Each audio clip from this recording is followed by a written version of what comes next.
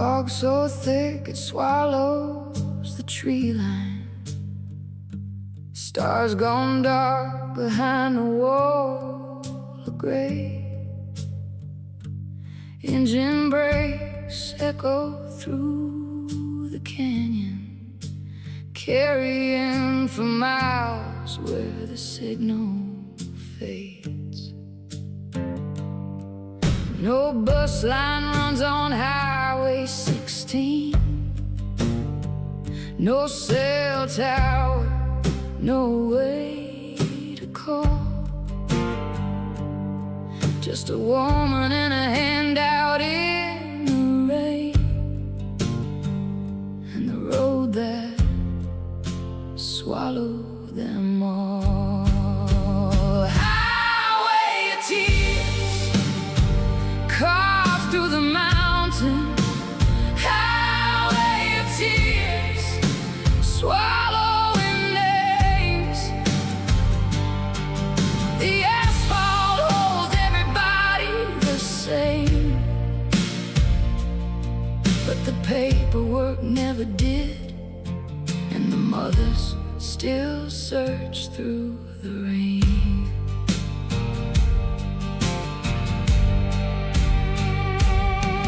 In the warmer months you'll see them at the shoulder. Two women laughing, oh, a man with nowhere else to go. It's just the way you get from here to somewhere when the bus don't run and you ain't got dough.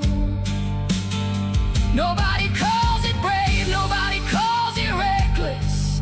It's Tuesday on the highway, same as always been, until the fog rolls in and someone doesn't make it, and the town looks the other way again. Highway of tears, carved through the mountain.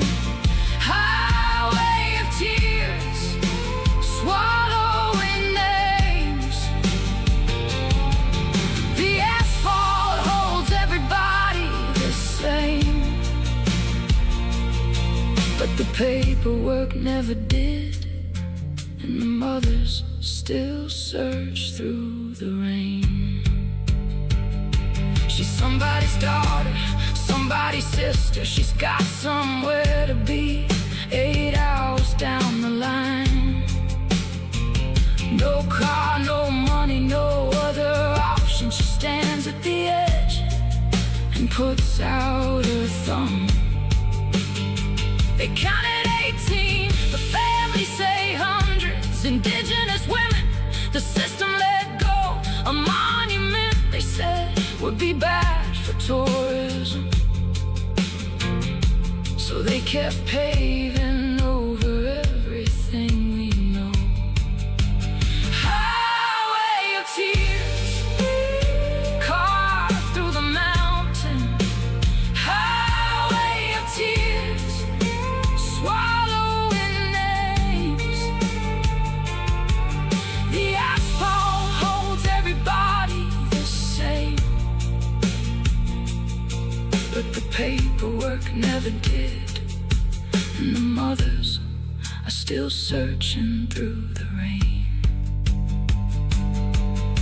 The killer isn't one man, it never was. It's everyone who knew the road was empty enough and chose to stay quiet, chose to stay quiet, chose to drive on. Missing and murdered, say the names out loud. Don't let the mist decide who gets found. The RCMP moves slow, the government moves slower, while the families drove that same stretch of ground. Most people choose to turn away. Most people choose to look the other way. In Canada, in Canada, highway of tears, carved through the mountain. Highway of tears.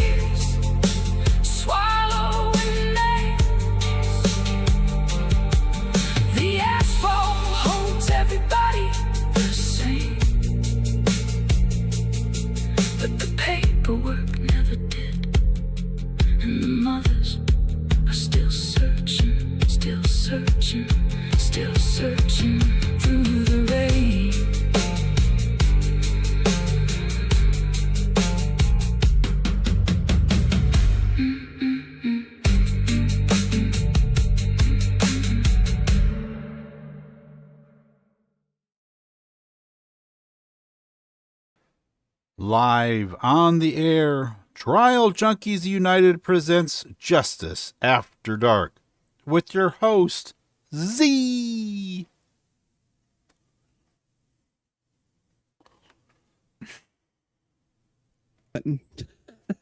Starting out great tonight. I have missed you all, my lovelies. How are you? I mean, we missed a whole week. I got sick. Doc got sick. Migraines. But then I realized this week that there was a tropical storm that was up around the coast here, and that was what was going on. They just didn't advertise it a lot, so we had no clue what was happening. But I am so glad to see you all. I'm glad you're here. And let's jump in because this is going to be an interesting one, you guys. Welcome to our trial junkies, our truth seekers, and our justice warriors. I'm Z, your storyteller in the wilderness of injustice, and my ride or die Doc is riding shotgun as we navigate the darkness where the predators hunt and the system fails. Are you ready to ride, Doc? Yes, I am. Oh, Fowler dear, if I could send you some rain, I would. Yeah, our backyard has been an absolute lake. Which is really rare for this time of year. But tonight, we're going to tell a story society would rather leave buried, but we refuse to let silence be betrayal. It's Thursday, so we honor our Indigenous, Native, and First Nations brothers and sisters. And we tell their stories so no one is forgotten. And we're going back up north. I don't know what it is. I just like going back up north lately. And if you can see behind me, there's a little bit of a moose sighting. She's in her little bed. She's behaving for the moment, so hopefully she'll be good through the whole show. Hey, Simi, good to see you, darling. And we have Where the Lavender Grows. We have Fowler and Irish and Caps here and Farquhar. And let me see, Patriotism. Nicole is here. I hope I'm not forgetting anybody. If I am, I apologize. Just Mustang's here. Okay. I think I got everybody. If I didn't, I'm sorry. I'll stand in the corner later. But let's get started because there is a road in northern British Columbia, Canada, that many people are never going to see, or they may have driven it and they would never forget it. And it's this highway, Highway 16. And it stretches more than 725 kilometers. And that's roughly 450 miles from the port city of Prince Rupert on the Pacific coast, cutting east through some of the most breathtaking and unforgiving wilderness on this continent. Towering spruce, pine trees that press in from both sides, mountain ranges that rise and disappear into low clouds, rivers that run cold and fast through valleys so deep that the sun barely reaches the bottom. Fog rolls in off the coast and settles on the road where it lives. In the early morning, in the rain, in the gray half-light of the northern winter, Highway 16 can feel like the edge of the world. It is genuinely beautiful and remote. In between communities, there can be nothing. No gas stations, no phone signals, no other cars for miles and miles and miles. And this is where a lot of the reserves are, which we call reservations down here. And the highway runs through the traditional territories of multiple First Nations peoples, whose connections to this land goes back thousands of years. Forestry, mining, fishing, agriculture, it's working country up there. There are gas pipelines, a lot of lumber, a lot of semis going through. It's an industrial country. And Prince George, the largest city along the route, calls itself the gateway to the north. Prince Rupert at the western end is a port town where the mountains meet the sea and the weather comes in sideways off the Pacific. This is the landscape that we're going to be talking about. So Get that picture in your mind, the beauty of it, the silence of it, and the distance between any 2 points of safety, because this road has another name, and that is the Highway of Tears. So let's go ahead and find out why. Since the late 1960s, women and girls have been going missing and turning up dead along this corridor. The RCMP, that's Canada's Royal Canadian Mounted Police, officially document 18 cases between 1969 and 2006. Now, of course, we know their numbers are off, but we'll go with their 18 cases. Indigenous groups and the families of victims say the real number is probably over 40. Canada-wide, over 600 Native First Nations women have been reported missing or deleted. And in 2014, the RCMP's own report documented nearly 1,200 police-recorded incidents of First Nations female homicides and unresolved missing females. That's just between 1980 and 2012. Hey, Sleuthy, glad you're here, sweetie. Their own report, 1,200. But we're going to talk about these 18 official cases on this highway. Understand what that number is sitting inside of. Now, there is an activist named Maggie Seawink, and I'm going to tell you guys right now, there are a lot of names in here. I'm going to blow them. I could really use Maria Jack tonight because she keeps me straight on the Canadian names, but going to do my best. And she's from Whitefish River First Nation in Ontario, and she spent years building a database of missing and deleted Indigenous women that stretches back to the 1800s. Her own sister, Sonia, was murdered while pregnant, and that loss is personal to her, so the work is personal. The database now contains over 1,500 cases, and Maggie raised something no official count has ever accounted for, that some of these women were pregnant when they were deleted. And in Indigenous ways of being, that's not one soul taken, that's two. No government report counts it that way. No task force counts it that way. No press conference has ever got up and said those words out loud. But Maggie, she counts it that way, and she's right. The majority of those cases, nothing short of neglect. And we have questions. But let's get started with the first one that they consider on the Highway of Tears. Her name was Gloria Moody. She was 27 years old, a mother of two from the Bella Coola Reserve in British Columbia. Gloria was on a family trip to Williams Lake, a 12-hour drive from home. Her parents had encouraged her to go. She needed time away from her common-law husband, who was unfaithful and also an abusive person. So her brother Dave traveled with her. Her kids stayed behind with their auntie. And on the evening of October 25th of 1969, Gloria and Dave, they were bar hopping. Her and her brother having an ordinary night out, just having a nice time. They ended up back at the Ranch Hotel around 10 p.m. Okay, Dave headed to their room. He thought Gloria was behind him. He turned around to say something to her, and she wasn't there. Now, no one at the bar saw her leave. So the next morning, the two men driving out to a nearby lake found her body on a small cattle trail that's miles from town.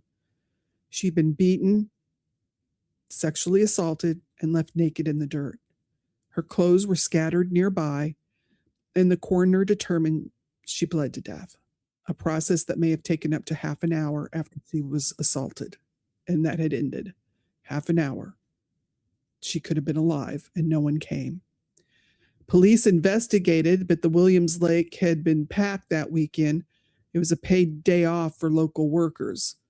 There had been a 4-H sale filling every hotel, and too many strangers, too many potential perpetrators, no leads, no charges. For nearly 3 decades, Gloria's family has heard nothing. When police finally shared what they knew, they gave the family 3 names of suspects, including a local bartender. No one was ever charged. No one ever will be. Gloria's father never recovered.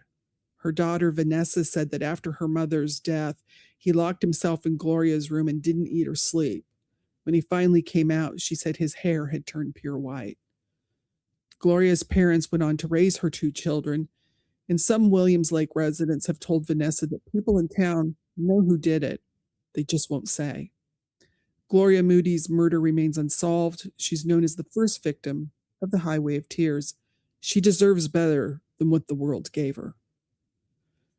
Micheline Pear. She's 18 years old, originally from Quebec, far from home, in the Hudson Hope area of British Columbia.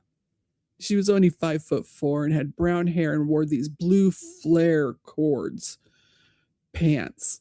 Micheline was hitchhiking, the way people got around up there. Remember, I talked about how remote it was. And if you didn't have a vehicle, you hitchhiked. 2 women picked her up. They dropped her off at the gates of Tompkins Ranch on Highway 20 between Fort St. John and Hudson's Hope. That was the last confirmed sighting of her alive. On August 8, 1970, a group of people picking berries along the highway found her body approximately 21 kilometers from where she had last been seen. She'd been beaten with a blunt weapon. Her body was too badly decomposed to confirm a sexual assault, but the investigators believed it had occurred. She was 18 years old. Alone on a highway, far from home, and someone decided her life was theirs to take. No one has ever been charged for this. Gail Ways, 19 years old, second oldest of 9 siblings, originally from Kamloops, recently moved to Clearwater to live independently and save money for college. She was a swimming instructor, a Girls Guide leader, a volunteer with special needs children. Her mother, Rowan, called her wonderful, upbeat. Her Uncle Ted called her kind-hearted. Her siblings remembered her as funny, independent, and fiercely protective. She was working 2 jobs, one at a hotel pub, one at a gas station, saving for a trip to go to Mexico. On the evening of October 19th of 1973, Gail finished her shift. She needed to get home to Kamloops, and it was more than 120 kilometers south. She went into the David Thompson pub asking if anyone was heading that way. No one was. A banker named Ron Hagerman was there that night, and he remembered it clearly. He said no one was going to Kamloops, and so she just walked outside and stuck out her thumb. And she found a ride, but she was never seen again. Her remains were discovered on April 4th, 1974, nearly 6 months later, in a water-filled ditch off Highway 5. She was found nude. Her clothes were never recovered. Now, in 2012, investigators named Bobby Jack Fowler as a strong suspect in Gail's murder and the deaths of 2 other women in the area. And we're going to get to Fowler, but here's what the family lives with. There's no DNA confirmation, no charges, no press conference, just strongly suspected and a closed file. Gail Ways deserved more than that. Our next young lady, this is Pamela Darlington, 19 years old, from Kamloops. On the last night of her life, her car wouldn't start. So she did what all people around there in 1973 did. She hitchhiked into town to meet friends. Her sister Laurel remembers it that way. Simple as that. Car trouble, a thumb out. A decision that should not have cost her everything. What her cousin Sharon knows is this. Friends told the family that Pam was seen at the Thompson pub that night with an unidentified man. Good looking, shaggy hair. No one knew him. And then there is the detail that has stayed with the family for 50 years. Pam's brother Joe always believed it was someone who knew her, someone who was infatuated with her. There was a man like that died by deleting himself a year after Pam did. No one ever questioned him, and no one ever will. On November 7th of 1973, Pamela's body was found in a park by the river. She had been sexually assaulted and beaten to death. Bobby Jack Fowler has been named as a strong suspect in her deletion as well. But like Gail, no DNA, no confirmation, no closure for the people who loved her. Just a family left holding a theory, a ghost, and 50 years of unanswered questions. Now, this is Monica Ignis, I think, is how you pronounce the last name. I'm probably wrong. She's 14, not 15, as some sources have reported. She was from Houston, British Columbia. She had recently moved to Thornhill, just outside of Terrace, with her family. She was described as quiet, a grade 10 student, and her family was clear about something. Monica wasn't known to hitchhike. And remember it because it does matter. The last confirmed sighting of her was at 11 p.m. on December 13th, 1974. She was walking along the Highway 16 toward home. She had a blue wool duffel coat with wooden accents, blue socks, a brown wallaby-style shoes. On April 6, 1975, nearly 4 months later, her decomposed and partially clothed remains were found on a densely wooded forest road. She'd been strangled. The weapon used was her own coat. On the night she disappeared, 2 witnesses noticed a car parked on the side of that Forest Service road. Some accounts say those witnesses saw men in the vehicle with a young girl. No one's ever been arrested. No one was ever charged. And Monica's case was added to Project E-PANA and remains unsolved. A 14-year-old girl who hadn't hitched a ride was walking home, and someone made sure she never got there. I mean, just think about it. Now, this young lady's name is Colleen McMillan. She's 16 years old from Lackahatchee. The last thing she said to her little brother Sean before she walked out the door was, "Don't tell Mom I'm hitchhiking." And she walked away. 1 month later, her body was found near a remote logging road about 30 miles from home. When police found her, they also recovered her blouse, which contained DNA. Now, at that time, they didn't do much with DNA. We didn't know what it could do. But that DNA sat for 38 years. Her brothers Sean and Kevin grew up carrying that. Her whole family did. Decades of not knowing. Decades of waiting for the system that was in no particular hurry. But we're going to come back to Colleen's story because it's going to weave into some of the other girls. And it doesn't end there, and neither does her family's wait for justice. Now we have Monica Jack. She's 12, from Merritt, British Columbia. On May 7th, 1978, she went out riding her bike along Highway 16. Her mother reported her missing that same day. The local radio station broadcast her disappearance, and that afternoon, Monica's brother found her bicycle abandoned on an embankment along Highway 5. Yes, Luthi, she's the youngest at 12. Witnesses nearby reported seeing a truck and a trailer in the area. They heard someone cry out and then nothing. For 18 years, Monica's remains were not found until 1996. She'd been out there the entire time. Her family was waiting, wondering, grieving without answers. Gary Taylor Hanlon was charged in 2014. His 2018 trial in BC's Supreme Court ended in a first-degree deletion conviction in January 2019, built largely on a confession he made to an undercover RCMP officer. 41 years after Monica disappeared, her family finally had a verdict. But we're going to tell you a little bit more about Hanlon and what that citizen knew about him long before Monica ever crossed his path, because the question is not just who he was. The question is, who let him keep going? You know? And this is Gary. And what the jury never heard about him was Hanlon's sexual violence record dating back to 1963. In 1969, he assaulted a 17-year-old at knife point. In 1971, he abducted and SA'd an 18-year-old. earning 5.5 years, and was on parole for that crime when he allegedly committed his first homicide. He was on bail for a 1977 attempted SA charge when he deleted Monica Jack. A 1978 SA conviction brought an 18-year sentence later reduced to 12. They reduced his sentence after this kind of a record. He was released in 1987.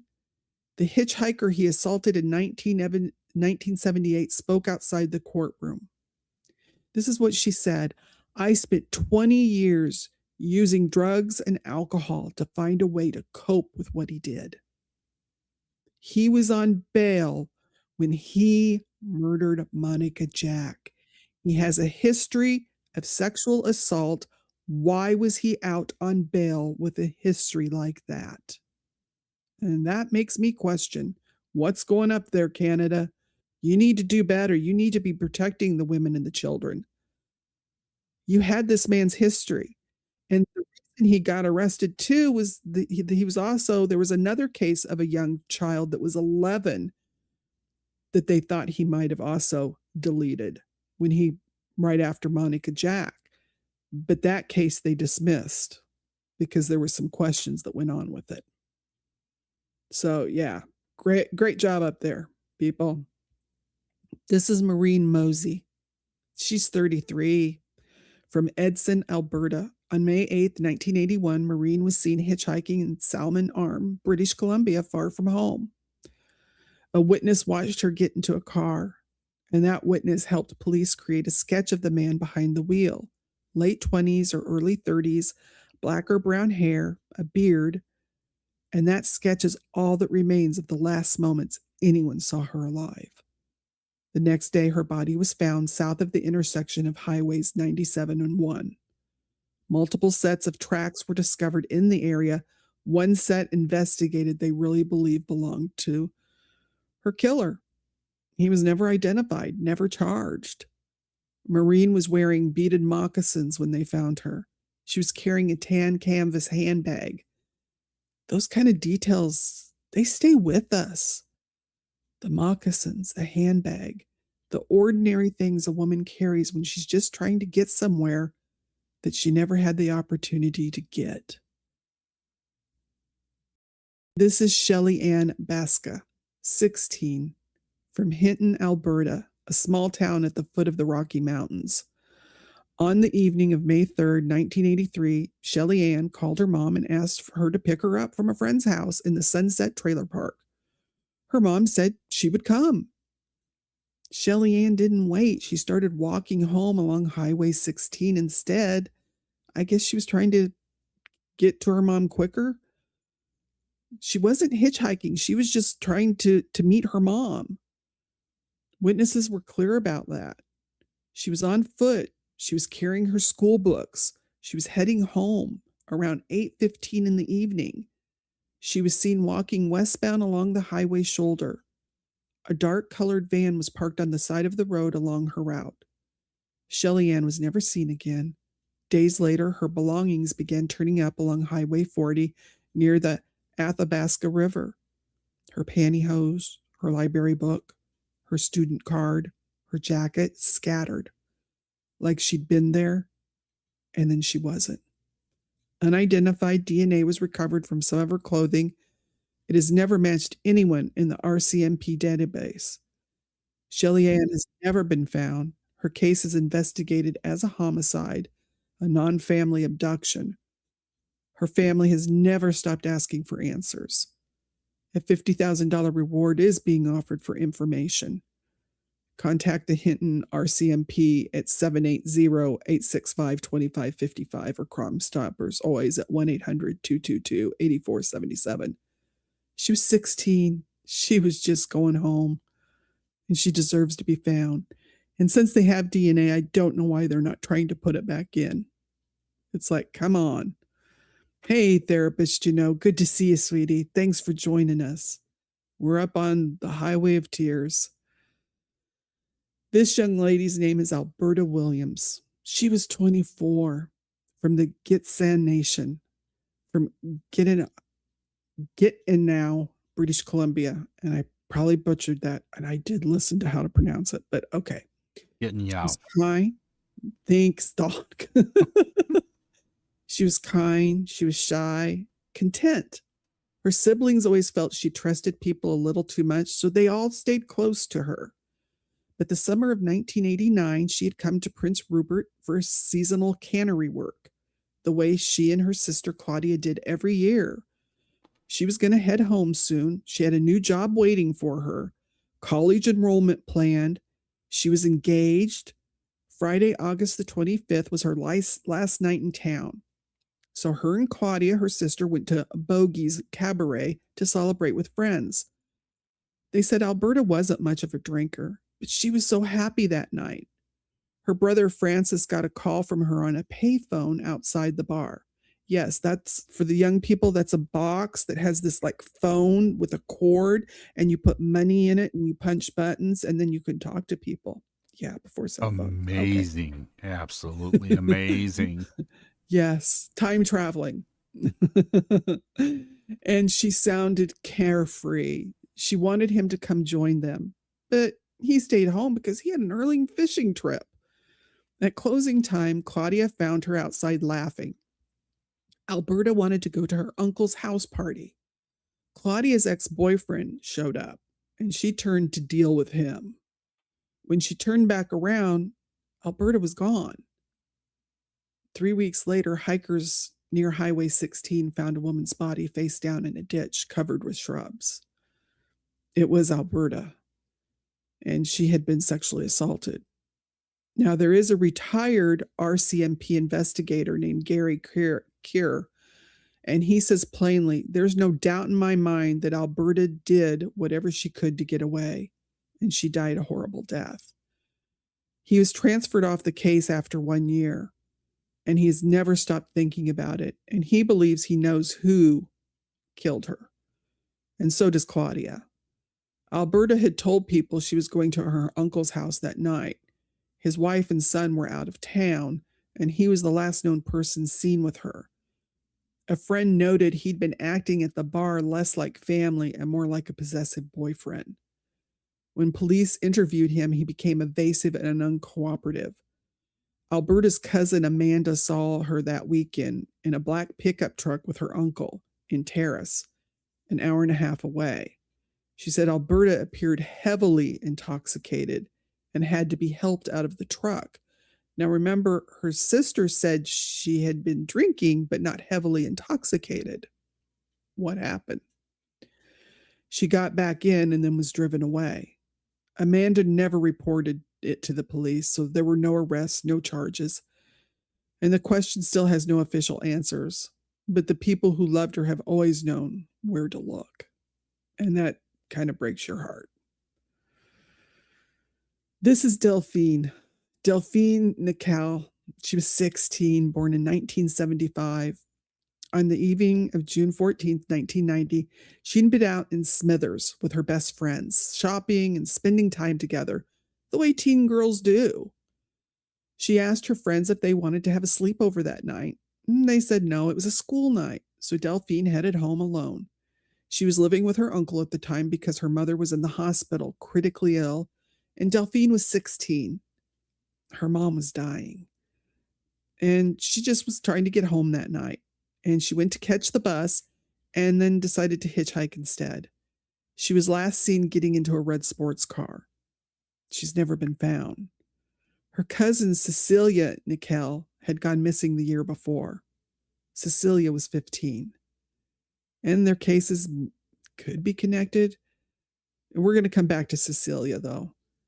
As the families and friends have said, there is more to this story than what's ever been publicly reported. They say there was a police officer who was infatuated with Delphine. She was a pretty girl.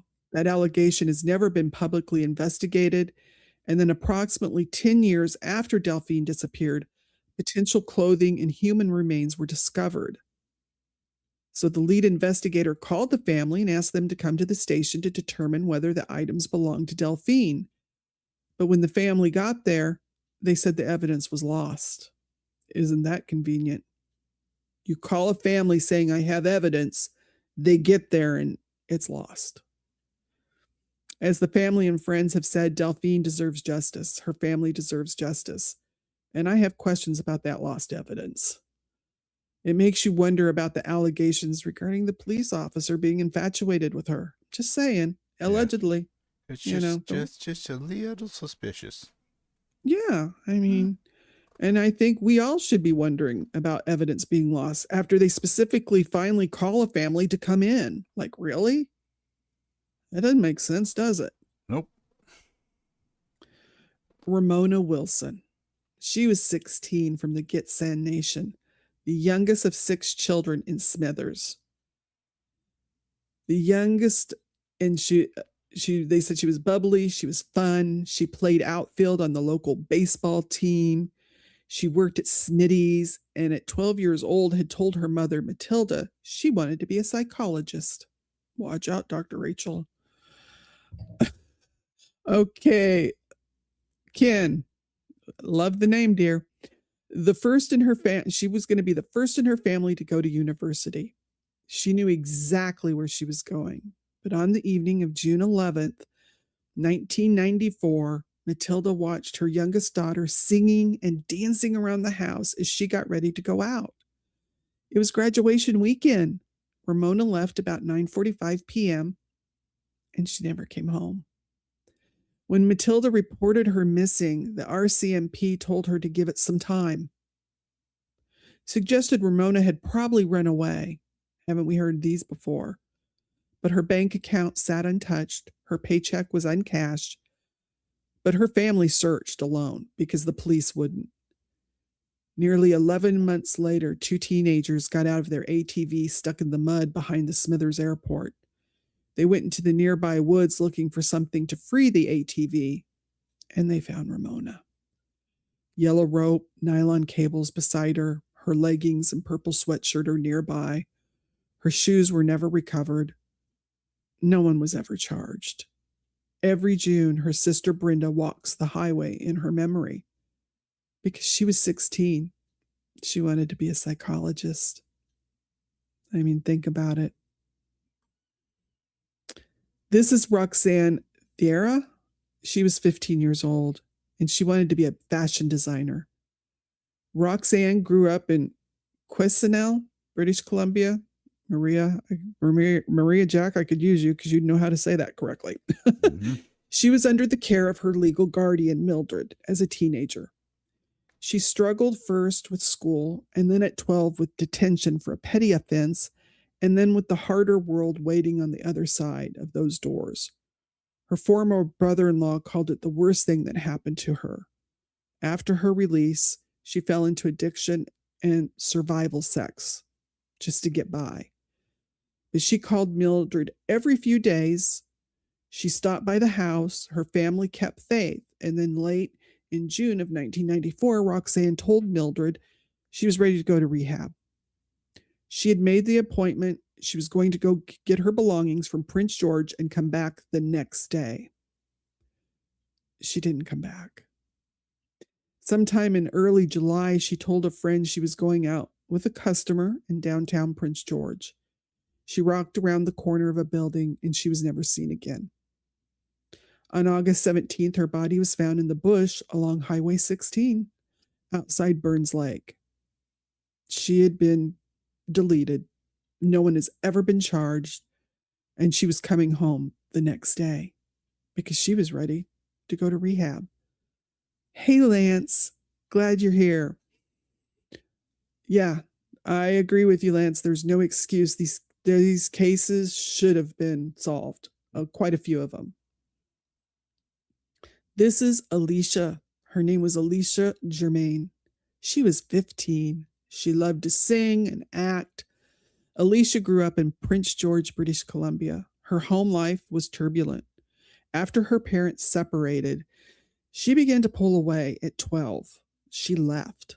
A youth worker described her as tough and independent, someone who didn't fit in group homes or with foster families. So she ended up on the street. And then addiction, and then exploitation. Her mother never stopped trying to reach her, though. Hey, Chris. And I didn't know what the solution was to get her off the street, her mom said. I tried, but I didn't know how to help her, Deborah Germain said. Near the end of 1994, Alicia was trying to turn things around, though. She wanted to quit drugs. She wanted to go back to school and finish grade 10. And on December 9th, the Prince George Native Friendship Center held their annual Christmas party for street kids.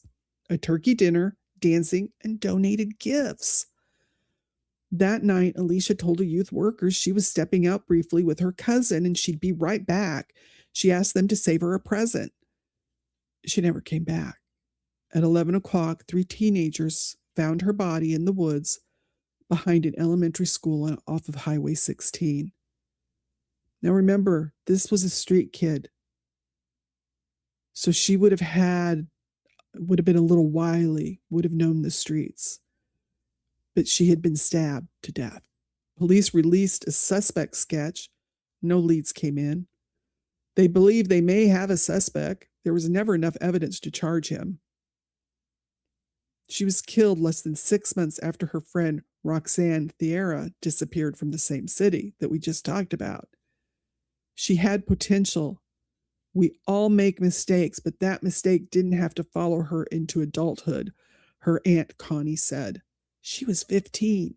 She wanted to finish grade 10. She asked them to save her a present. This is Lena Derrick. She was a member of the Gitnao First Nation, and she grew up in Terrace, British Columbia. She was a prankster. She loved the outdoors, and in 1995, she enrolled in the forestry program at Northwest Community College, determined to be the first in her family to finish college. The Friday before Thanksgiving, she caught a ride home to Terrace for the long weekend. Her parents were deep into a forestry contract, so she dropped her things at the house and headed into town. Her stepsister, Clarice, spotted her walking and stopped. Their father had left money for Lana, and Lana asked if she could pick it up later at Clarice's apartment downtown. So around 3 a.m., Clarice woke up to knocking. It was Lana coming to get her $30. They chatted, and Lana mentioned a party, and she invited Clarice, come on. But Clarice was like, hey, I'm sleeping. So Lana seemed fine, relaxed. She was a little intoxicated, but nothing was wrong with her. They said goodnight, and that was the last time anyone in her family saw her. Her parents noticed her bag at home that weekend, but figured she'd stayed at a friend's house. By Tuesday, the first day of classes, she still hadn't appeared, and Lana never missed school, so they went to the police.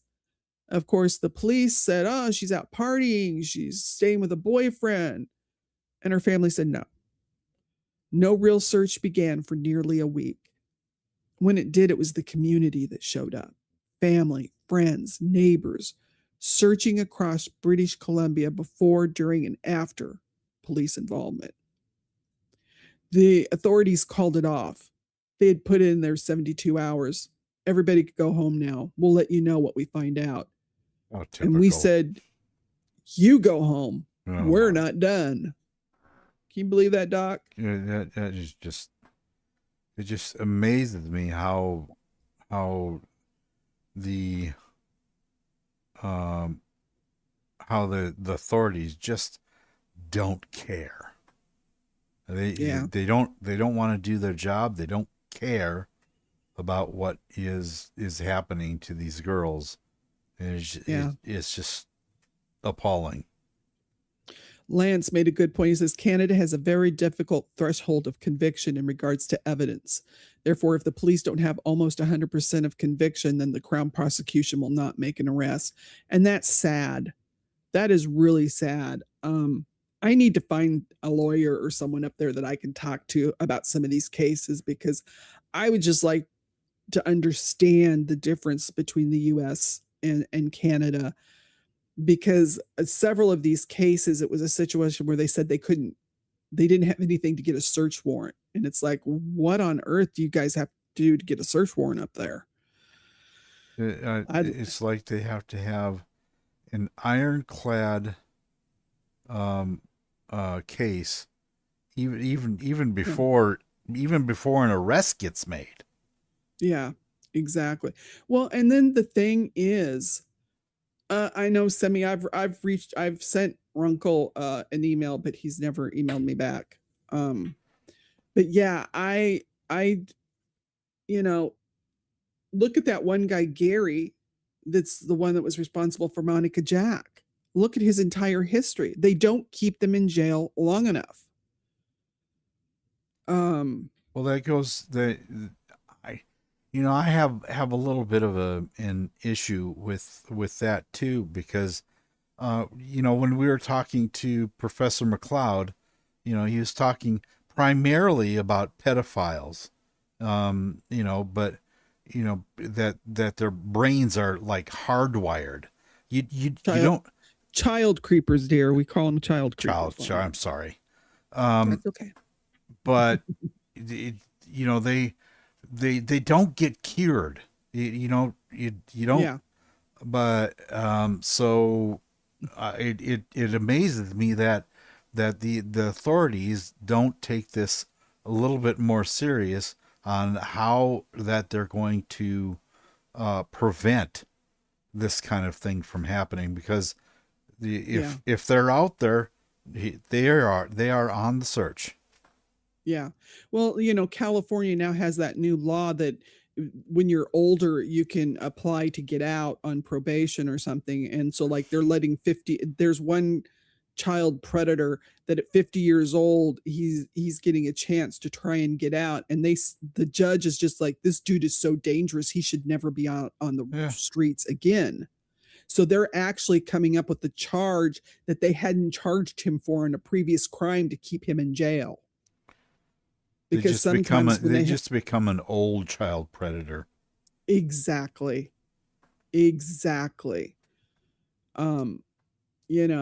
And sadly, Lance, the U.S. in some states still gets just about as much justice as some of you people up in Canada get.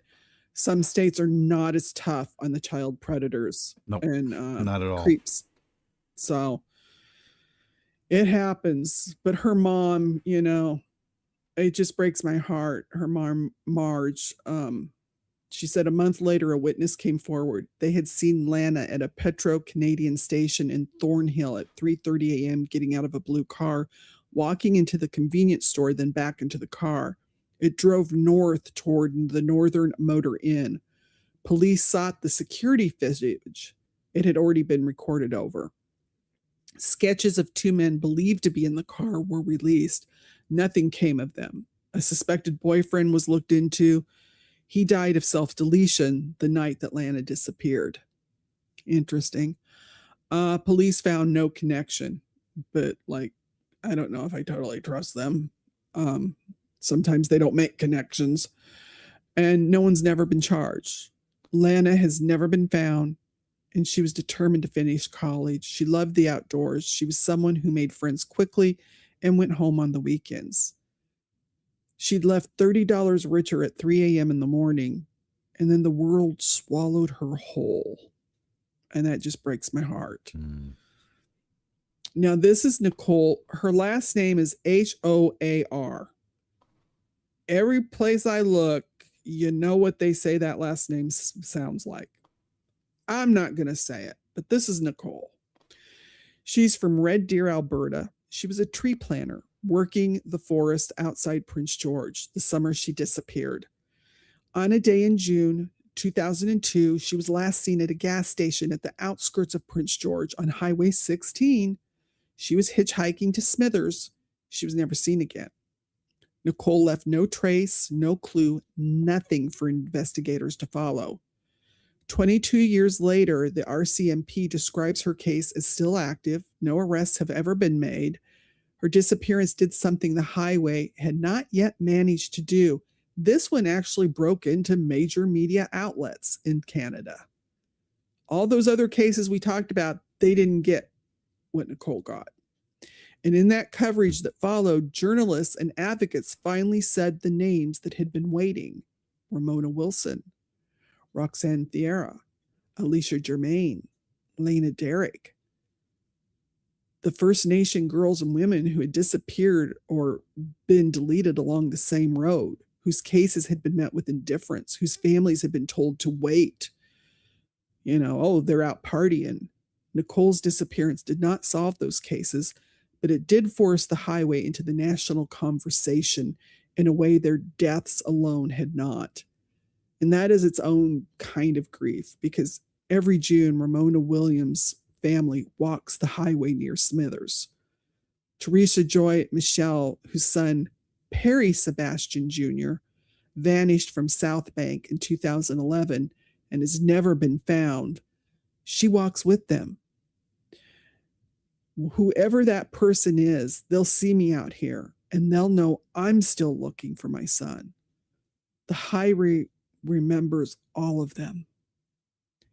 His name was Perry Sebastian Jr., and he went by PJ. Perry was 28 when he disappeared from South Bank, British Columbia on December 26th of 2011. The day after Christmas, he was First Nations, 6'7". He was last seen wearing, let me check, because I thought on the thing it said 6, and then this is saying 6'7". He was tall. We'll put that. He was last seen wearing a camouflage toque, I think that hat, a black hoodie, a black vest, gray track pants, and black shoes. He had a tattoo on his left arm. It was a single letter, a W. He's never been found. No one has ever been charged. And his mother, Teresa Joyce Michelle, still walks the highway in his memory.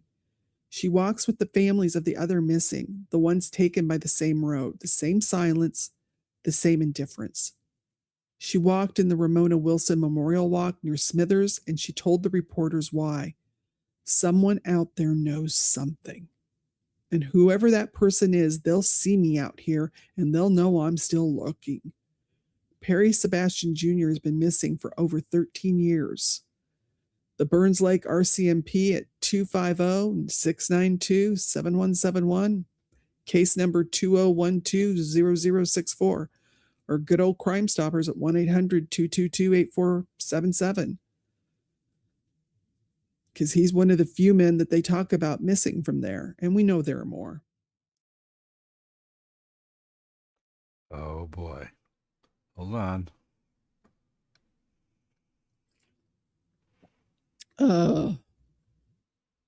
Yay, he got me back where I'm supposed to be. Thank you, Doc. This is Tamara Chipman. She was a member of the Watsuneo Nation, born in Prince Rupert, British Columbia. Lively, mischievous, and she had her mother's thick curly hair and a fiery streak that meant she never backed down from anyone. She grew up close to her grandfather, Jack, a heavy-duty mechanic who let her tag along while he worked. When he died, something shifted. The family moved to Terrace, and Tamara carried the loss with her. She was close with her Aunt Gladys, and the two met almost daily over a big pot of coffee. Tamara talked about her dreams, getting married, starting a family. She was the humor, the laughter behind all of us, Gladys said. At 19, Tamara had a son, Jaden. Being a young single mother was hard, and her family watched it take a toll. Her mother, Corey, worried she was falling in with the wrong crowd. She was just going through a really hard time at that point. Corey Millwater on September 20th, that was her mother. On September 21st, 2005, Tamara was hitchhiking on Highway 16 outside Prince Rupert, trying to get back to Terrace. Her car had broken down weeks earlier. A friend of her father's saw her on the side of the road that afternoon. No one saw her after that. It was months before anyone realized she was even gone. Her father first fished commercially, and so he was gone for long stretches. Her Prince Rupert family assumed she was in Terrace. Her Terrace family assumed she was in Prince Rupert. And it was early November when Tom, I guess her boyfriend, came home to find her rent unpaid and her bank account untouched. He reported her missing, and then he walked the highway himself, every stretch between Prince Rupert and Terrace, searching for any trace of her. The RCMP says they know what happened to Tamara. 2 men and a woman came forward after her disappearance. The woman told the police that while driving toward Terrace, one of the men began arguing with Tamara, that he hit her, and then he strangled her to death in the car. They pulled over and dumped her body along the highway. He went back later to bury her deeper in the forest. The police searched the area with the cadaver dogs, and Tamara's body has never been found. The witness and both men are now dead, so no charges have ever been filed. She just wanted to get married and start a family. And she had a little boy named Jaden. And she was just trying to get home. You know? This is Aaliyah. Her name was Aaliyah Katerina Sarek Auger. She was 14. She was the youngest of 6 kids. A member, I'm not even going to try that First Nations name. I'm sorry. I forgot to look that one up, so I didn't practice it. And I will butcher it worse than I could. But it starts Leidlitenneh. And if Lance is still here, he's probably having a great time with my pronunciation of some of these Canadian names and stuff, because I'm not good at it. But here we go. She wore a necklace her mother had given her. And on February 2nd, 2006, Aaliyah and her sister Kyla spent the day at the Pine Center Mall in Prince George with their brother Tim. That evening, Aaliyah and Kyla ran into friends and decided to go out. But Tim headed home. In the parking lot, the siblings said goodbye. At some point that night, Aaliyah and Kyla were separated. Kyla made it home in the early morning hours. Aaliyah didn't, and the family spent all of February 3rd waiting, retracing steps, calling around. The next morning, their mother, Audrey, went to the police. She was told to wait 78 hours. The family filed the report 4 days later. They searched the city. They contacted everybody they knew and plastered posters across Prince George. On February 10th, a motorist noticed something in a ditch alongside Highway 16 near Tabor Mountain, 23 kilometers east of downtown. People found a young woman's body, no clothing, no belongings, only a necklace around her neck. Audrey recognized it immediately. She'd given it to her daughter. Aaliyah had been killed by blunt force trauma to the head, and investigators pieced together fragments of her final hours. A friend's home, a mother who couldn't give her a ride, a walk toward a known drug house, surveillance footage capturing her passing a gas station at 1 a.m., heading north toward home, and a black van was seen. Dozens of people were questioned and cleared. No arrests, no suspects, no answers. Every year after, Audrey walked Highway 16.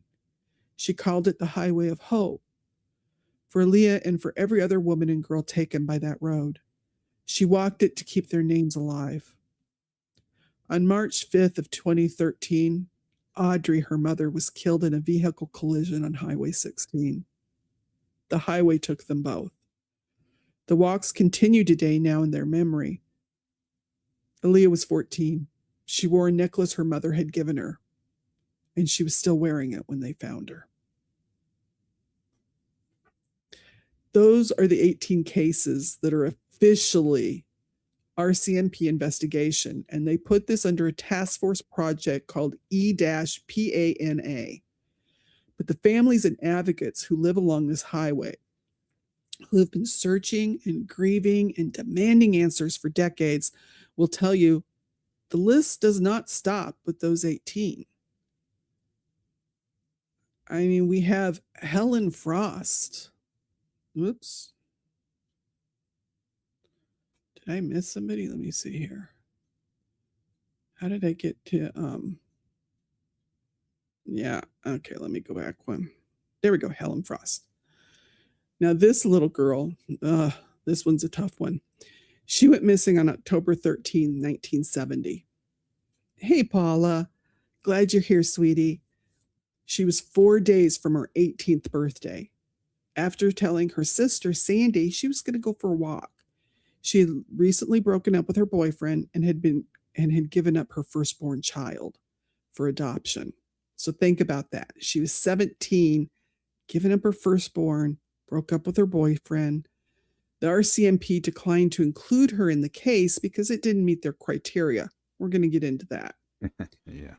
And there are many cases like Helen's that met the RCMP's reported criteria for inclusion. However, no more victims have been added to the E-PANA list since it reached a total of 18 in 2007. So you're going to tell me since 2007, no more have disappeared? Yeah, right. I have to get a drink. Okay. And I think it's important to know this because many other girls and women should be on this list, but it's easier to ignore them. And this is Virginia Sampar. She was 18. On October 14th, 1971, Virginia was seen standing near a bridge on Highway 16 outside her home community of Gitskula First Nation, and I apologize, one of 6 children. She was a daughter, she was a sister. Now, the last person to see her was her cousin Alvin, and he was with her, and I think he had his bicycle with him, but he went to get a jacket. It was cool. But when he came back to the same spot he left her, she was gone. There was no trace, no answer. And she wasn't found again. Now we're going to get to Cecilia Nickel, yeah. Mm-hmm. She's 15. Remember we talked, she's Delphine's cousin. She went missing in 1989, the year before Delphine. Her family says she went missing along Highway 16, but the police keep saying she was in Vancouver, so they won't add her to the list. But the family's like, no, she wasn't in Vancouver. So I don't know. And to this day, no one can agree where Cecilia disappeared from. But what everyone does agree on, she was 15 years old and she's never been found. And a year before that, in 1988, they had another cousin who was 19 named Roberta Nickel, who disappeared from the city of Surrey in British Columbia. Think about that.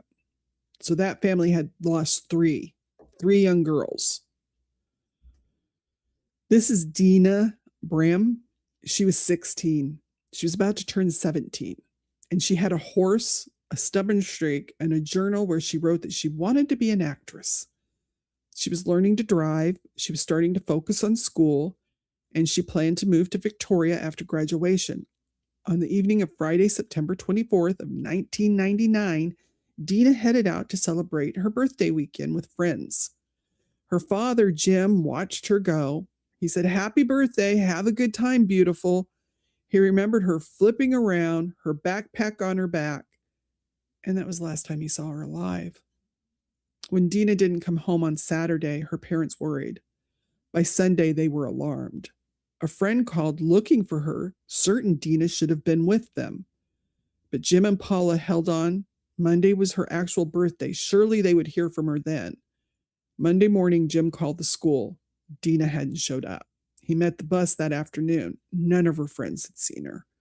There was no birthday celebration in the Brom home that night. Instead, we reported her missing on her 17th birthday. Jim Brom, when they got home from the police station, said, Jim and Paula noticed Dina's shoes were missing from their spot by the front door. Paula said, "I died." Dina had left a second party that night in the pouring rain, not wanting to stay. She decided to hitchhike home less than 10 kilometers away. She usually called her parents for a ride, but that time she decided she could do it on her own. A friend last saw her on North Fraser Drive at 4 a.m. Mill workers on an early shift saw her standing on the side of the road. On December 10th, 2.5 months after she disappeared, a hunter found human remains buried under a brush near Pinnacles Park. Police had searched that area. They had stopped 50 feet short of where Dina's body laid because they got called away to follow a new tip. And she had been murdered. No one has ever been charged. Dina's case was never added to the official E-PANA Highway of Tears list. The RCMP cited geography. She was last seen more than a mile from a major highway. And her parents have never fully accepted that distinction. Her father wonders about the logging trucks that operate on this road. He can't rule them out. People say you get closure. The only thing you get closure on is a door. Every day that goes by, it gets worse, just worse in a different way. It's like a bigger bag you keep dragging around, Jim said. It's exhausting. It takes your life away, Paula said, and it won't bring Dina back. This is Bonnie Marie Joseph. She was a member of the Yekoochee First Nation. She was fighting to get her children back. For months, Bonnie had been showing up to every court date, didn't miss a one, working her way through the legal process to bring her kids home from the government care. On September 8th, 2007, her cousin Joanne saw her in Vanderhoof in the afternoon. She was hitchhiking to Prince George. She had a court date the next day, so she was close. She was almost there getting her kids back if she could just get to court, but she didn't make it. She wasn't actually reported missing until December of 2007, when her Aunt Rose finally filed the report. Sometime before that, after she was last seen, before anyone official was looking, her wallet and ID were actually found near a lake. An uncashed check was still inside. Somebody turned it into the RCMP, and they told her sister Sharon about it a year later. So they had her stuff, but didn't even tell her family for a year. Her family says her disappearance was out of character. Police noted she hitchhiked regularly between Fort St. James, Vanderhoof, and Prince George, and described her as leading a high-risk lifestyle. Her family has a different word for it. She was a mother trying to come home to her children. No one has ever been charged. Bonnie's never been found. She was 5 feet 4 inches, with short brown hair and brown eyes, and a tattoo of an X with dots across the knuckles of her left hand. She had a court date. She never missed them because she wanted her children back. This is Madison Scott, May 28th of 2011. Madison was 20. She went missing while camping at Hogsback Lake near Vanderhoof, British Columbia. And what began as this little gathering of friends spiraled after the event got posted on Facebook, drawing a large, unfamiliar crowd as the night wore on. Around midnight, there was a fight broke out. Madison's friend, Jordy Bolduc, got injured, so she left with her boyfriend. But she asked Madison to come with them, but Madison had her tent set up, and she decided to stay. So when Jordy returned at 8:30 the next morning, she said Madison's tent was unzipped. Her sleeping bag and belongings had been shifted to the side, and Madison was gone. And Jordy didn't report it. Madison's truck was still at the campground. Her tent was still there. She was missing. The clothes she'd been wearing, her iPhone 4 in a light blue case, and a bundle of keys on a Gothic-style lanyard were all missing. The next night, there was a huge party of 150 people that showed up. Someone even flattened Madison's tent. And the person did get identified, and RCMP finally questioned him. And they said there was nothing. And police stated there was no sign of a struggle. Okay, how can you say there's no sign of a struggle when her tent was flattened? And there was a chaotic night of 150 people partying all around. Strangers everywhere. And you people are saying there was no sign of struggle? How would you know? Yeah, I would think it would be impossible to know. Yeah. I mean, I'm just asking for a friend. In May of 2023, almost 12 years to the day, Madison's remains were found at a rural property several kilometers from Hogsback Lake. It had taken over a decade to find her. Still, no charges, no named suspects, no explanation of how they even identified that property or what happened to her that night. Nothing. Mum's the word. So it's like, with some of these cases that are cold and they don't want to talk, you just wonder, it's like, come on, you've kept this quiet for so long and you do not open it up and give some tips that might get you to a conclusion. That just stops and makes me wonder what the thinking is behind the authorities not sharing. Just like the last girl that you had shown up there, had a check in her wallet or whatever she had, and it's kind of like, and they didn't bother to ask the family about it. Yeah, they kept it for a year. I mean, that's like the first thing that you would do is ask somebody that you might think would know. Yeah. If someone turns in somebody's belongings, why are you not getting in touch with the family? Why do you wait a year? Yeah. That's laziness to me. I mean, that sounds like laziness. I'm just saying, what can I say? But let's go on to our next young lady. This is Immaculata Bissell, known to her family as Mackie. She was 26 years old. She was last seen walking a Forest Service road northwest of Fort Street, James, on June 13th, 2013, by her brother Peter. He did spot a man waiting for her further up the trail. And then he never saw her again.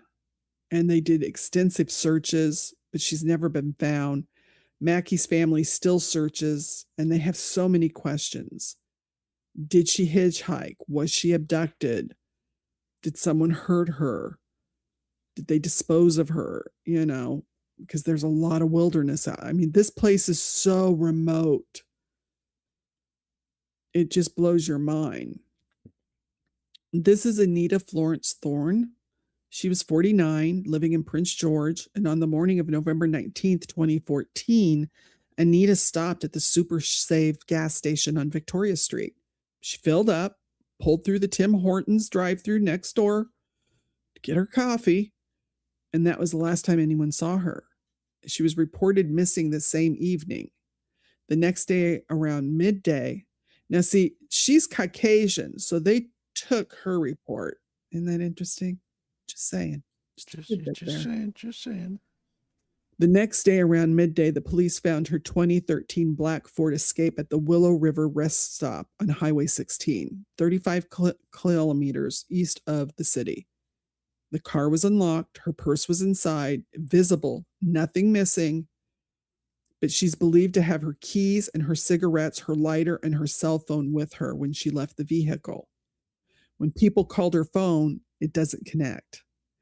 Police conducted a 4-day air and ground search. See, they got a ground search and air search.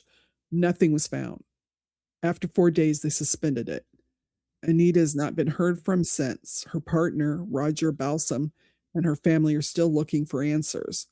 She was 5'2" with brown hair worn up in a bun that morning and brown eyes, a white hoodie, a black puffy vest, and a camo elk horn sticker on the back window of the car she left behind. She stopped for gas. She went through a drive-thru. She never came home. And then sometimes, we did our story a couple of weeks ago on the Jack family, but there are people that still kind of put that in with the Highway of Tears because they drove down the Highway of Tears, and we covered that family. We know that they disappeared, the entire family, but we're going to say their names again because on the evening of August 2nd, 1989, Ronald Jack met that man at a pub in Prince George, offered him a job at a logging camp. The family prepared to travel. Around 1:30 a.m., he calls his mama and tells her about this job and that they're taking the kids because they couldn't find anybody to watch the kids. His wife, Doreen, and their 2 little boys, 9-year-old Russell and 4-year-old Ryan, head out. They'd be gone for 2 weeks, and he did tell his mama, if we don't come back, you come looking for us. And that was the last time anybody heard from him. A mother, a father, 2 little boys, all of them gone. I was supposed to do Cynthia first. Okay. Cynthia Martin, 50 years old, was last seen on the night of December 23rd of 2018, Christmas Eve, in New Hazelton, British Columbia. Her family knew immediately something was wrong. It was out of character for her to go silent, to be unreachable, to simply not be there. She was missing for more than 3 years. And then on May 1st of 2022, human remains were discovered, later ID'd as Cynthia's. She'd been out there the whole time. The investigation into how she died remains active. Nothing has been released, no cause of death, no suspects, no answers for her family at all. And then here's the Jack family that we talked about. Yeah, I think Tim Hortons would be just like Dutch Brothers, or even like a Dunkin' Donut, that kind of, same kind of thing. Only they love their Tim Hortons up in Canada. So there we go. And there we go. So Indigenous groups and advocates maintain that the true number of women and girls lost along the highway is a lot bigger than what they say it is. Usually is. Yeah, you're right about that, Doc. And they are lost in this corridor, and the broader highway connects to and exceeds 40. The ones who made the official list are not the only ones who matter. That's why we read a few that didn't, because of where they disappeared, because of how the police classify them, because no one with power pushed hard enough, or they didn't matter. Their families were still waiting. Their names deserve to be spoken. And we're not silent here. Now, I told you the RCMP documented 18 official cases. That investigation's name was Project E-PANA, P-A-N-A. The name is the E comes from the E division of the RCMP division with jurisdiction over British Columbia. But PANA, P-N-A, is the name of an Inuit goddess who cares for the souls while they wait before heaven before reincarnation. Someone in the building chose to name this investigation after a goddess of the in-between. I don't know if they thought about what that meant, but the families have. E-PANA wasn't launched until 2005, 36 years after Gloria Moody's body was found. Remember, she was the first. It was launched, and I want you to hear this, not because the RCMP decided these women finally mattered. It was launched in their own words in response to the mounting concerns and complaints from victims' families that their dead and missing girls weren't police priorities. Did you hear that? And wait a minute. What year was this that they made that statement? 2005. Goodness. So it was because of the concerns and complaints over 35 years later. Yeah. The families had to embarrass the institution into action. Mm-hmm. And while they were doing that, while they were organizing walks, having symposiums, and demanding to be heard, the Prime Minister of Canada, Steve Harper, was asked about the public inquiry into missing and murdered Indigenous women. And this was in 2014, you guys. This is what he said. I'm quoting directly.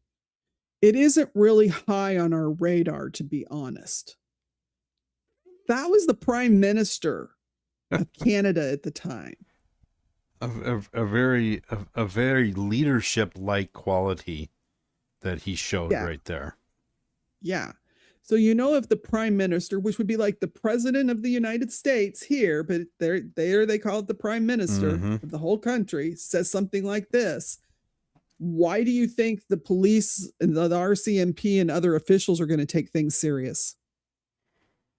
Because it's not on their radar. Nope. I'll just go back to what I said. They don't care.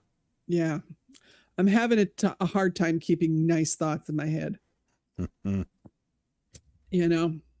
now I want Simi to go down to the French Quarter and pick up a few things so that we can stab him.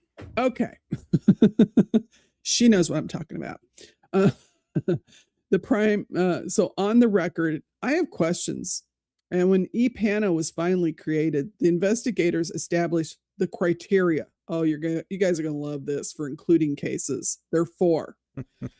And to be included in this project, to have your disappearance or your murder investigated under this task force, a victim has to meet these conditions, all of them. 1, you had to be female. That's it, female. Well, we just discussed Perry. He didn't get counted because he wasn't a female. 2, she had to have been engaged in what the RCMP called high-risk behavior, meaning behavior that would tend to place her in the control of strangers in isolated environments without witnesses, without easy escape, without sources of assistance. Their primary examples were hitchhiking and sex work. Yes, Emmy. Or the 3rd, her case had to fall within an established geographic boundary. Highway 16 from Prince Rupert to Hinton, Highway 97 and Highway 24 connecting Belmont and 100-Mile House. 4, the evidence had to indicate a stranger attack. No identifiable suspect, no grounds to conclude deletion, self-deletion, misadventure, or domestic violence. It had to look to them like a predator that came from nowhere and left no name. Okay, these people thought that one girl didn't leave a sign of a struggle when everything was destroyed. So I don't know if I trust them to be able to look at something and say, there's no misadventure here. I mean, 3 and 4, those are kind of operational things, but 1 and 2, you have to be a female. And then it wasn't enough to be a woman who went missing or was deleted. You had to have been doing something they considered risky, hitchhiking alone or sex work. So that criteria too is where the system decides to sort women into categories of worthiness before the investigation even gets started, right? Mm-hmm. You know, I want to be clear about that because this highway, this corridor, this pattern of violence, it's not the work of one person. We're not telling you there's this single monster that's been driving these roads and doing this. What we're telling you is that this highway has become a hunting ground and predators, plural, have found it. Some of those predators may be connected, some are not. And what they share is opportunity, a remote road, isolated communities, women and girls with no other way to get from one place to another. Long stretches where no one would see. Long stretches where, in the words of one investigator, a predator could think nobody would ever know what happened here, where even your cell phone won't work due to not enough coverage. Think about that. Highway 16 is a major industrial corridor. It moves freight across the entire northern region of British Columbia. And that means it has always had a steady flow of long-haul truckers, peoples whose jobs by nature put them alone on the road for days at a time, stopping in remote areas, passing through communities, and moving on. So we're not saying truck drivers are all predators. We're not saying that. I had an uncle and an aunt that were truck drivers. But there is an overwhelming majority of people who work these routes. They're just doing their job. They're making a living for their family. But what we are saying is predators are opportunists. They seek out work and a lifestyle or a situation that give them access and cover. Long-haul routes, remote postings, jobs that explain why you were in a place and why you kept moving. We have seen this pattern documented across North America. We know there are drivers that are serial killers. They use that isolation of the road to commit their crimes for years before anyone connected the dots. Research has also documented another pattern along this corridor, a direct link between industrial work camps and rising rates of violence against Indigenous First Nations women. When hundreds of outside workers are brought into a remote area near these Native communities, the data shows increases in sexual assaults and missing persons. It's not speculation. It's the research. Hey, Carville. Glad you're here, darling. And we're not even saying that some of these women were not harmed by people they knew or by people that were in their family. That happens too. But the scholars and advocates have been clear about something else. There's the child welfare system has functioned as a pipeline to missing and murdered Indigenous women, girls removed from their families, placed in homes where they're harmed. They age out of care. They have no support, no community, no safety net. This system that was supposed to protect them became another source of vulnerability. And Mackie Bissell's own story is evidence of that. She survived foster care abuse. She built a life, came home to her community, and still the highway of tears took her. The highway of tears did not attract just one killer. It attracted the conditions that predators look for until these conditions change. Poverty, lack of transportation, isolation, systematic neglect.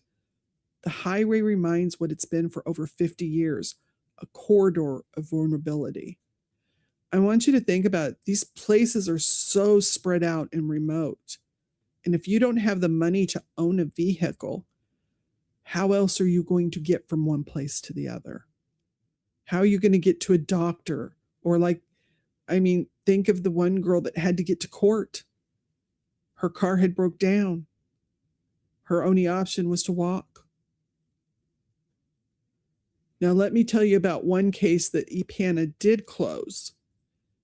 And this is where we're going to talk about Bobby Jack Fowler. He was born June 12th of 1939. He was an American drifter, a construction worker who traveled constantly across North America and beat up old cars, picking up hitchhikers, spending time in bars and motels.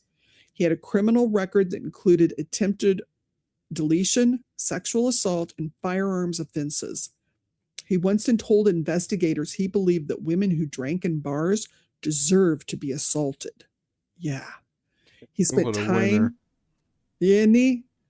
He spent time in a Tennessee prison for tying a woman up, beating her with her own belt, and then covering her over with brush and leaving her to die. In 1969, he was charged with deleting a man and a woman in Texas, but was convicted only of just charging a firearm within the city limits. So they had him for deleting two people, but they only charged him for discharging a firearm. Bobby Jack Fowler had a long documented on-the-record history of violence against women. In 1974, he was in Prince George, British Columbia, working for the now closed roofing company, Happy's Roofing. And it was Colleen McMillan. She was 16, a friendly, level-headed high school student that we talked about in 1974 when she left home to hitchhike. And she was found, a month later on that remote logging road. But they had her blouse that had DNA. And in 2012, the DNA testing standards allowed investigators to match DNA on Colleen's remains to Bobby Jack Fowler with certainty. So they got him. The RCMP held a 2-hour press conference to announce it. There's only one problem. Bobby Jack Fowler had died 6 years earlier in May 2006 in an Oregon state prison where he was serving a 16-year sentence for the brutal kidnapping and sexual assault of a woman in Newport, Oregon. So all of his history, and then he does a brutal kidnapping and a sexual assault, and they give him 16 years. He never answered for what he did to Colleen McMillan. He never answered really for anything. Now, the RCMP has also named Fowler as a strong suspect in the deaths of Gail Ways and Pamela Darlington, the two 19-year-olds we named earlier. But for those families, they don't give them no DNA confirmation. No press conference, just a strongly, we suspect him.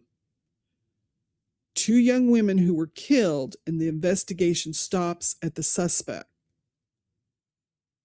So think about the disparity here.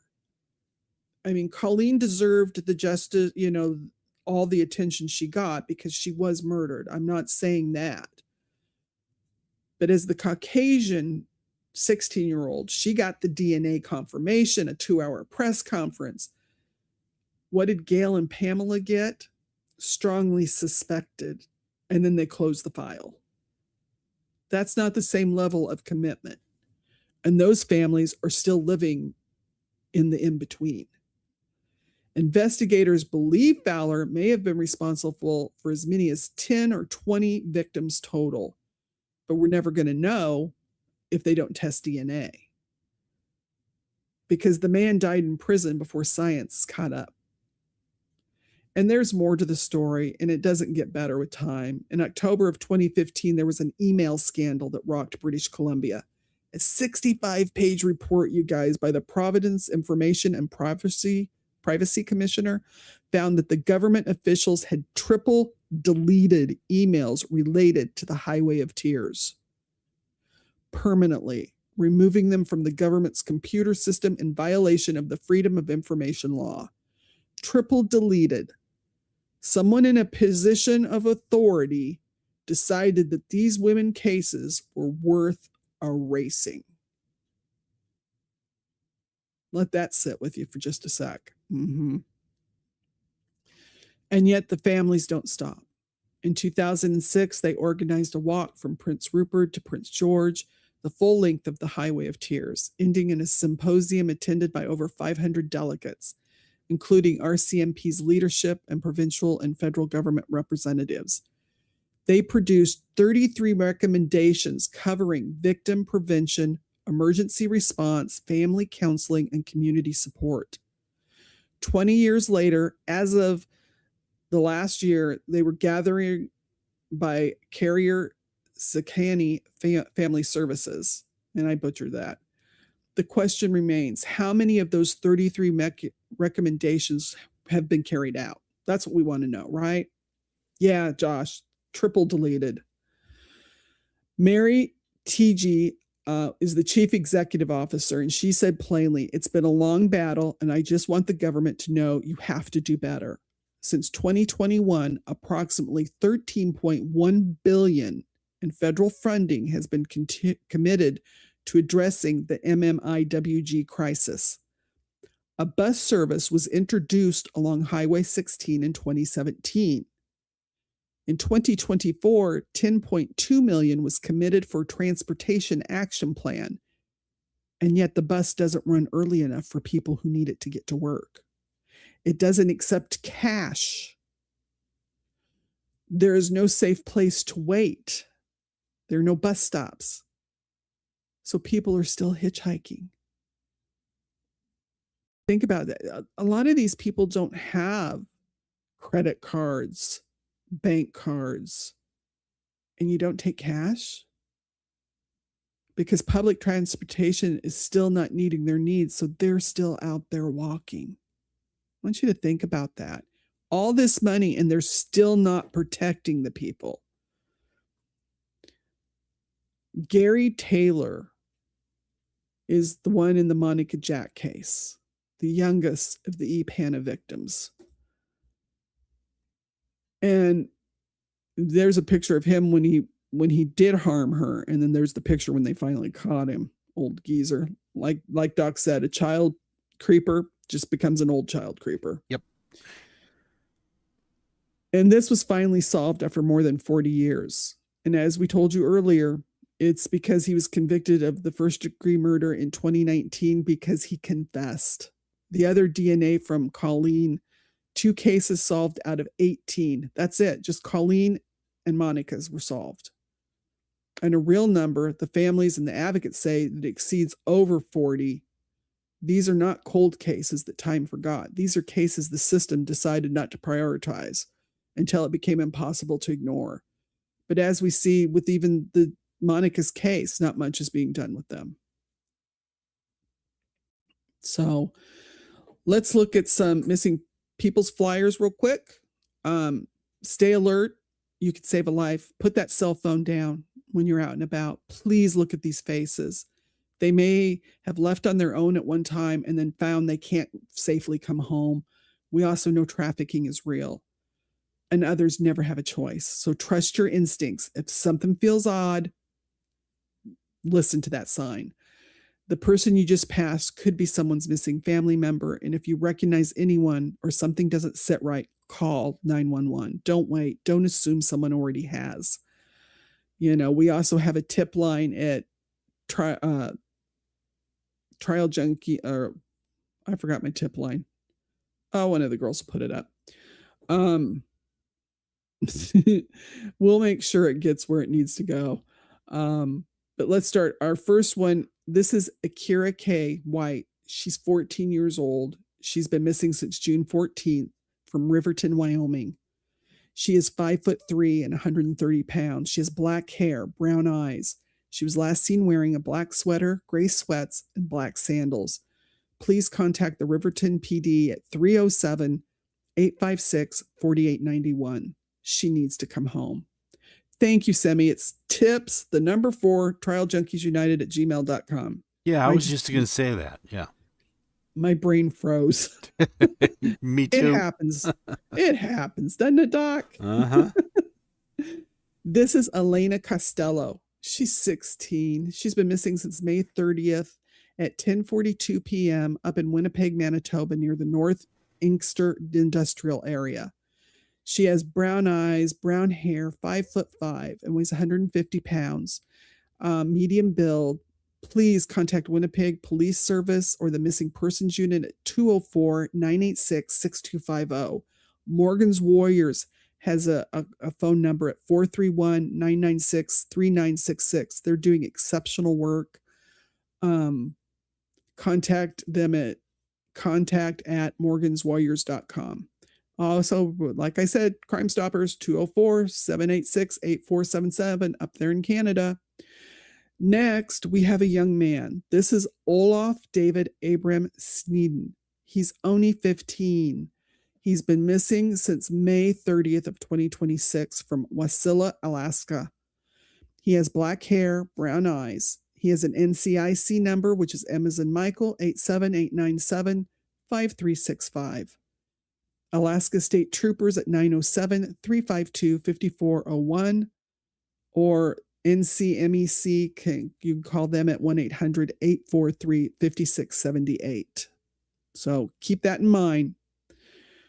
If you know anything about any of the people on the missing Highway of Tears, the RCMP also continues to encourage anyone with any information to contact their local detachment or E-Division of Unsolved Homicide Unit at 1-800-222-8477. You can also, that's their Crime Stoppers hotline. So go ahead and use it. And before we let you go tonight, something did happen this past April in Prince George, British Columbia, at Cottonwood Island Park, right there along the Fraser River in the heart of the city, where so many of these women were last seen. Families gathered and they formed a circle, and one by one they read out the names of their loved ones. Each name is followed by the beat of a drum. They were there to unveil the Pillar of Hope, 4 rounded cedar panels designed by an artist, Clayton Gautier, hand-painted, sandblasted with imagery that weaves together the cultures of the many First Nations whose people have been lost to this highway. Each panel represents a season, because grief doesn't have one season, you guys. It's there for all of them. Mary T.G.'s with the services calls it a balm for the soul. And that's something to think about. This is beautiful work that this artist did. It's just beautiful. These are the women and girls. Brenda Wilson John was there. Her sister Ramona is one of these girls, 16 years old, murdered in Smithers in 1995. You heard her name tonight, and Brenda said that watching the families touch that pillar and hold each other meant everything. Clayton Gautier said elders came and shed tears on his shoulder. He then said something I keep turning over. He was grateful it exists, but sad that it has to. The Carrier Sikani Family Services plans to place a second pillar in Prince Rupert, the Pillar of Strength, to connect both ends of the Highway of Tears. This way, the whole road from coast to coast interior is held. And that's what the community looks like. That is what refusing silence looks like. We're not going to forget their names. Please remember that every killer, every predator, it depends on our silence. So let's not give it to them. And remember, it wasn't a mannequin. It never is.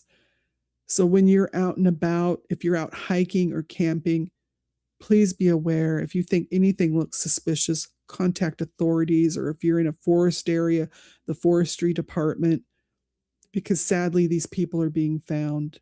And you can help bring answers to a family. And if you see something, say something. Don't stay quiet like a few in the story did. And we know somebody does know something. Tonight, we told you a story. This really matters for our Indigenous and First Nations sisters and brothers who deserve to be remembered, searched for. They need to be brought home. Everyone matters. We have to find our humanity for each other. Our motto here has always been, silence is betrayal. Every Thursday, we dedicate to MMIP. Sunday, we do cold cases, crimes against children, trafficking, other stories that need voices. Until next time, stay informed and stay compassionate and keep seeking the truth. Keep demanding justice and never stop speaking up. Doc, do you want to say goodnight? Good night, Doc. Thank you guys for hanging in with us. I know I kind of went long tonight, but at first I had very short stories for these young ladies, and then I thought they deserved a little more. So I added to their stories. They've been ignored for too long. So I wanted people to know who they are. We'll be back Sunday. We're going to be talking our second part on child brides and trafficking. It's going to be a good one, you guys. I hope you show up. We love you. Remember, the criminals never stop, so neither do we. And we're going to see you on Sunday. I'm working on some interviews. Hopefully soon we'll be having some guests coming. And thank you guys. We love you all. So good night and ciao.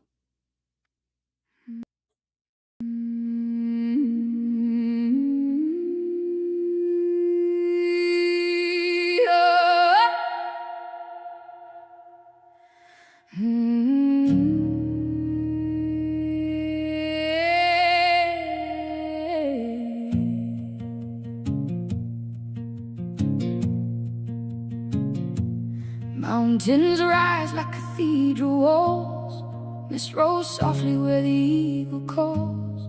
Cedars reach for a silver sky, and the road cuts through like a lullaby.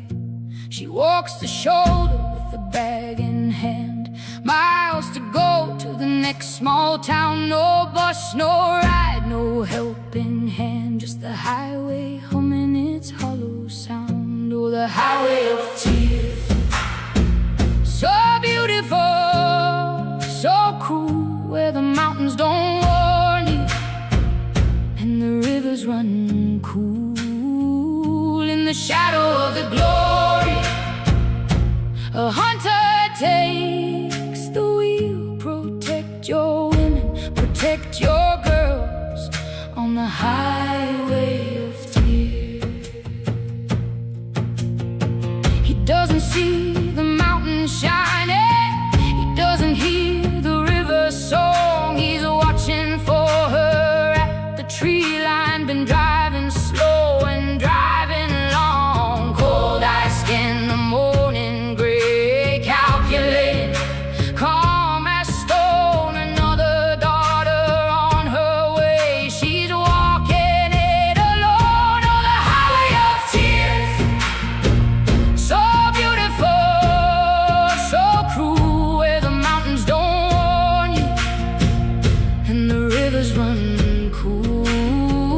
In the shadow of the glory, a hunter takes the wheel. Protect your women, protect your girls on the highway of tears. They deserve to arrive, to just come home safe, but distance was no reason for the price they had to pay. Now we're counting the crosses, counting the dead. For some there's no answer, no grave, just gone. A mother still watching, an empty empty chair, build the plan, fund the ride. Don't let another one die on that beautiful, merciless road. The beauty doesn't mourn out loud, the peaks don't bow, and the mist won't part. But somewhere in a grieving crowd, a mother holds a breaking heart. The mountains still stand, gold and green. The river still runs cold and clear. But don't mistake the beauty, the predator still hunts out here. The highway of tears, so beautiful, so cruel. We knew the danger, we knew the risk, and still we did so little, so few. No more daughters lost to silence, no more rage behind the wheel. Protect your women, protect your girls on the highway of tears. His cold eyes still scan, he's still out here. Don't walk it alone, please don't walk